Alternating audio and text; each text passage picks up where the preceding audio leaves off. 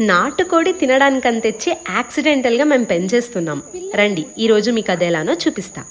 1 month back ఒక Friday మా నాన్నగారు నాటుకోడి తెచ్చారు. సండే తిందాం అనుకున్నాం, అదేమో సాటర్డే ఒక గుడ్డు పెట్టేసింది. నాకు చిన్నప్పటి నుండి కోడి పిల్లల్ని పట్టుకోవాలని పెంచుకోవాలని చాలా ఇష్టం.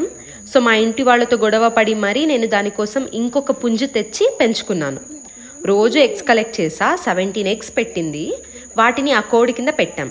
ఆఫ్టర్ 28 days 13 పిల్లలు పుట్టాయి. మా అత్తగారు చెప్పారు ఆ ఎగ్షెల్స్ని రిమూవ్ చేయకపోతే దాంట్లో పిల్లలు ఇరుక్కుని చనిపోయే ఛాన్స్ ఉందని. సో రిమూవ్ చేద్దామని చూస్తే వాళ్ళ అమ్మ అస్సలు వదలలేదు.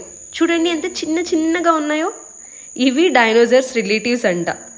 అండ్ ఈ పిల్లలు ఎగ్స్లో ఉన్నప్పుడే వాళ్ళ అమ్మ వాటికి సౌండ్స్ కూడా నేర్పుతుందంట. ఇప్పుడు వీటిని ఒక వార్మ్ ప్లేస్లో పెట్టాలని చెప్తే మేము యూపీఎస్ దగ్గర పెట్టాం. నెక్స్ట్ వీడియోలో వీటి కోసం ఒక చిన్న ఇల్లు కడదాం. అంటిల్ దెన్ ఫాలో చేయడం మర్చిపోకండి. బాయ్.